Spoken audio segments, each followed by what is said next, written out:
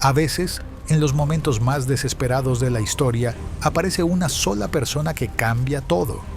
No siempre son generales famosos o reyes poderosos. A veces es simplemente un soldado que decide no dar ni un paso atrás, sin importar las consecuencias. Esta es la historia de uno de esos hombres. Sucedió hace más de 2500 años, cuando Roma no era un imperio, sino una ciudad pequeña que luchaba por sobrevivir. Los romanos acababan de inventar algo que cambiaría el mundo: la República. Pero estaba a punto de morir antes de cumplir 2 años. Todo comenzó cuando los romanos expulsaron a su último rey. Tarquinio el Soberbio había gobernado como un tirano, y el pueblo se hartó de él. Lo echaron de la ciudad y declararon que nunca más habría reyes en Roma. En su lugar, eligieron 2 cónsules que gobernarían por 1 año. Era una idea revolucionaria: el poder del pueblo, no de un solo hombre. Pero Tarquinio no se resignó a perder su trono. Huyó hacia el norte, a las ciudades etruscas, esos vecinos poderosos que durante siglos habían dominado gran parte de Italia. Allí buscó a alguien que lo ayudara a recuperar lo que consideraba suyo por derecho. Lars Porsena, rey de Clusium, escuchó las súplicas de Tarquinio. Era un hombre ambicioso que veía en la crisis romana una oportunidad de oro.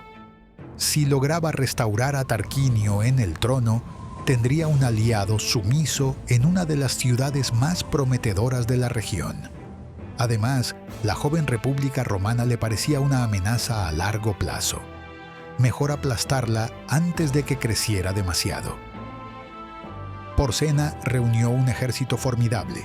Sus propias tropas clusinas formaron el núcleo, pero se les unieron contingentes de otras ciudades etruscas, exiliados romanos leales a Tarquinio, y guerreros latinos rebeldes comandados por Octavio Mamilio, yerno del rey depuesto.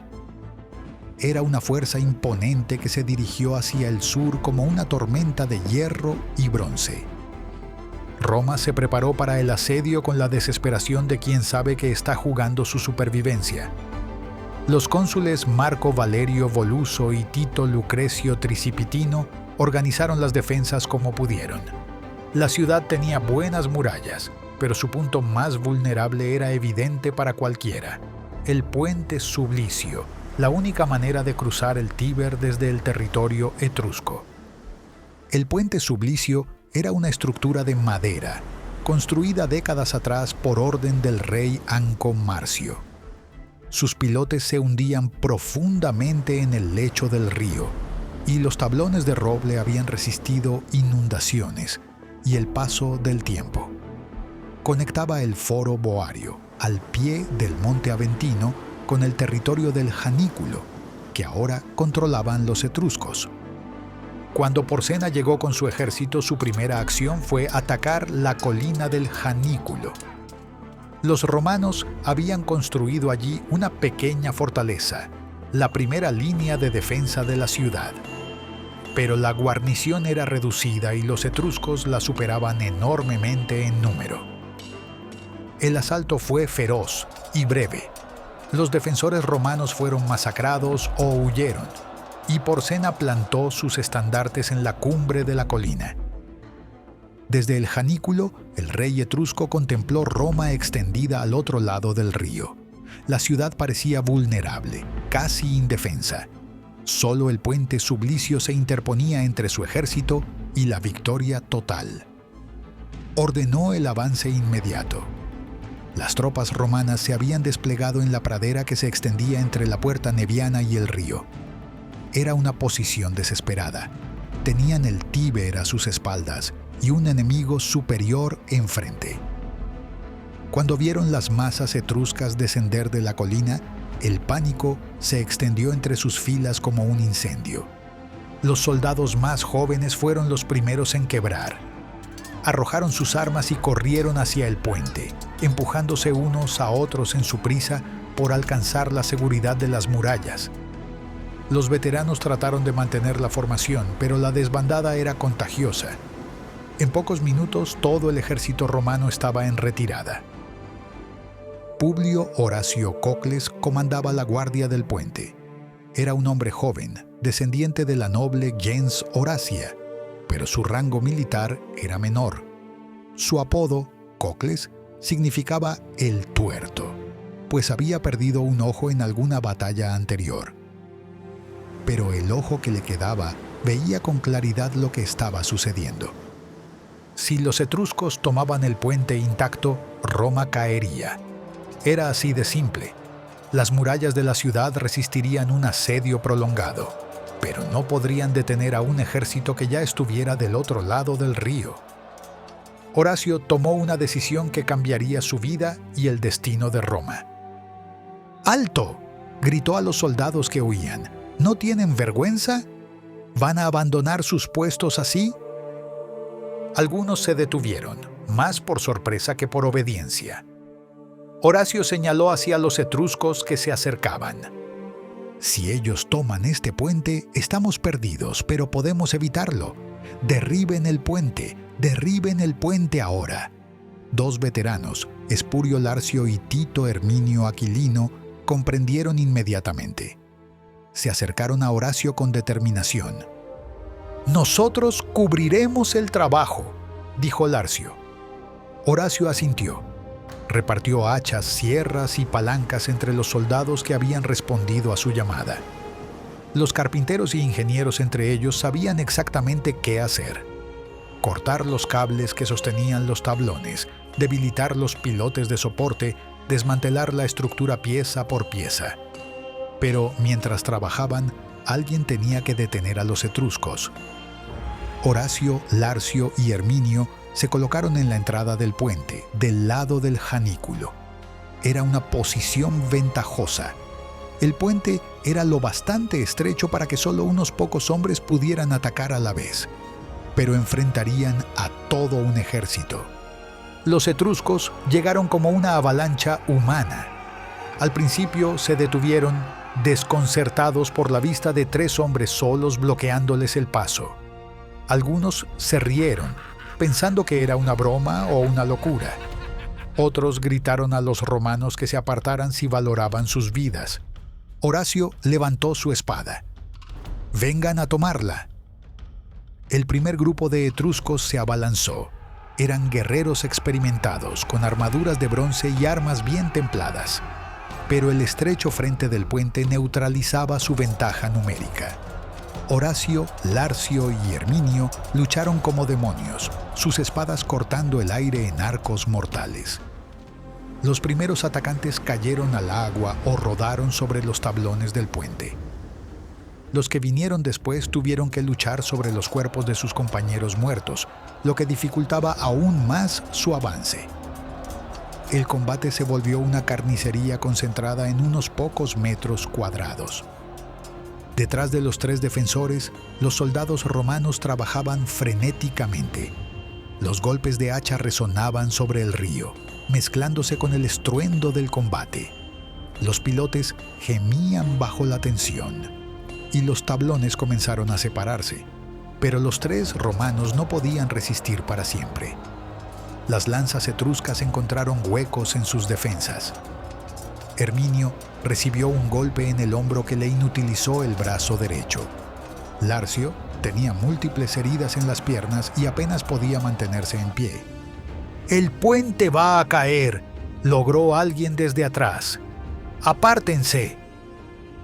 Larcio miró a Horacio con urgencia. «Tenemos que irnos, ya». Herminio asintió apretando los dientes contra el dolor. «Vamos, Horacio, hemos hecho lo que pudimos». Pero Horacio negó con la cabeza.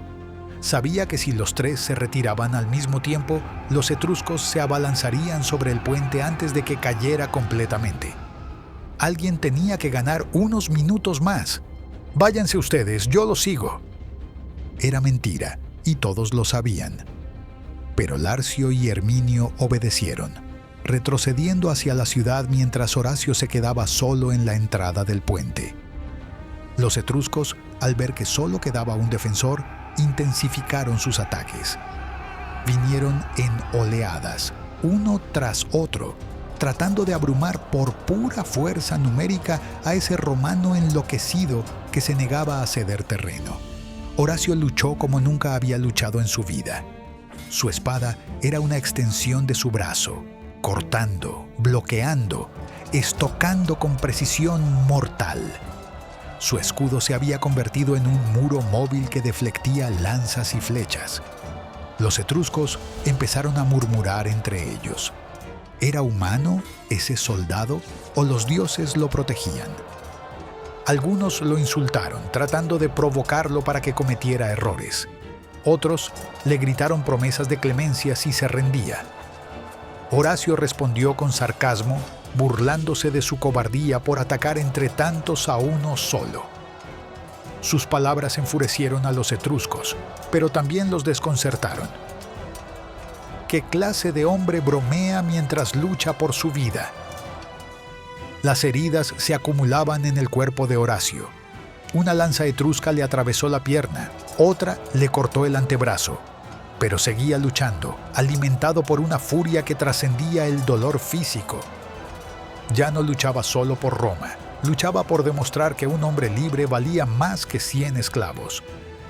Detrás de él, los últimos soportes del puente se astillaron. Los tablones comenzaron a separarse con crujidos ominosos. El agua del Tíber apareció entre las grietas y toda la estructura se tambaleó.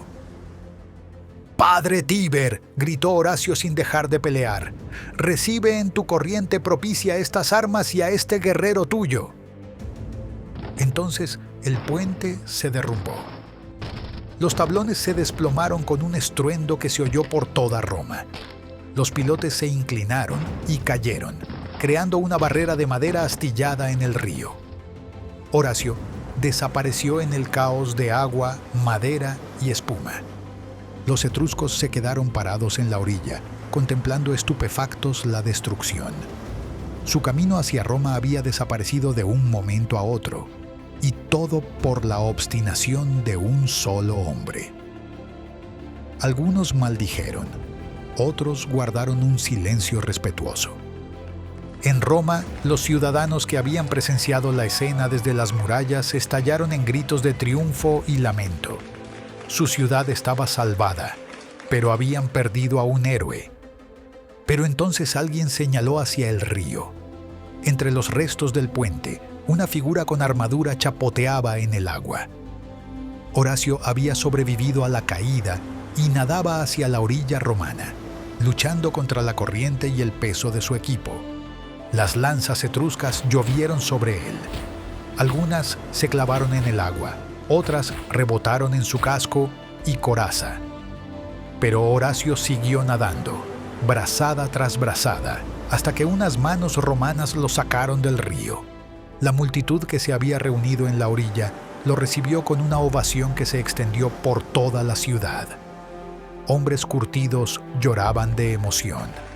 Las mujeres le arrojaban flores. Los niños corrían junto a él mientras lo llevaban en hombros hacia el templo de Júpiter. Horacio había salvado Roma, pero el precio fue alto. Las heridas recibidas en el combate lo dejaron cojo permanentemente. Nunca más podría servir en el ejército ni aspirar a cargos públicos que requirieran vigor físico. Su carrera militar había terminado a los 20 y pocos años. Pero Roma no olvidó su sacrificio. El Senado ordenó que se le erigiera una estatua de bronce en el Comitium, el centro político de la ciudad. Fue la primera estatua dedicada a un ciudadano particular en la historia romana. También le concedieron una corona de laurel y tanto terreno como pudiera arar en un día con una yunta de bueyes.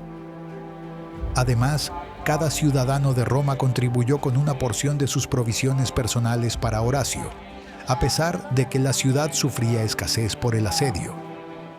Era un gesto simbólico pero poderoso. Toda Roma estaba en deuda con él. Porsena, por su parte, se vio obligado a levantar el asedio. Sin el puente, no podía atacar Roma directamente y construir otro hubiera tomado demasiado tiempo. Además, la hazaña de Horacio había galvanizado a los romanos. Ya no eran soldados aterrorizados, sino defensores decididos a emular la valentía de su héroe. El rey etrusco negoció eventualmente un acuerdo de paz. Roma conservaría su independencia, pero devolvería ciertos territorios y pagaría una indemnización. No era la victoria total que Porcena había buscado, pero era mejor que una guerra prolongada contra un enemigo que había demostrado tal determinación. Para los romanos, el acuerdo fue una victoria moral. Habían mantenido su república y demostrado que los ciudadanos libres podían derrotar a los súbditos de reyes. La historia de Horacio se convirtió en el ejemplo perfecto de virtud cívica romana: el sacrificio individual por el bien común. Los años pasaron y la leyenda de Horacio creció. Los padres la contaban a sus hijos como modelo de valor. Los generales la recordaban a sus tropas antes de las batallas. Los políticos la citaban en sus discursos sobre el deber ciudadano. Horacio mismo vivió tranquilamente el resto de sus días, respetado pero sin buscar más gloria. Sabía que había hecho lo correcto en el momento correcto, y eso le bastaba. Su momento de inmortalidad había durado unos pocos minutos terribles en un puente de madera, pero esos minutos definieron no solo su destino, sino el de toda una civilización. La historia se extendió más allá de Roma. Griegos, cartagineses y otros pueblos conocían el relato del soldado romano que había detenido un ejército él solo. Algunos lo admiraban, otros lo veían como propaganda romana. Pero nadie podía negar el poder de la imagen. Un hombre, un puente, y la voluntad inquebrantable de no ceder ni un paso. Cuando Horacio murió, décadas después, toda Roma guardó luto. Su funeral fue uno de los más grandiosos que la ciudad había visto. Pero su verdadero monumento no era la estatua de bronce en el Comitium, sino la República misma, que él había ayudado a preservar en sus días más oscuros. El puente Sublicio fue reconstruido, destruido por inundaciones y reconstruido otra vez. Pero siempre se recordaba como el puente de Horacio, el lugar donde un ciudadano romano había demostrado que el valor individual podía cambiar el curso de la historia.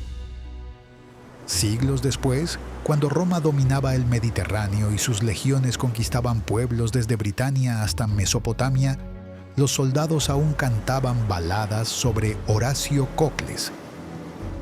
Su historia había trascendido la historia para convertirse en mito, y el mito había moldeado el carácter de un imperio que duraría 1000 años.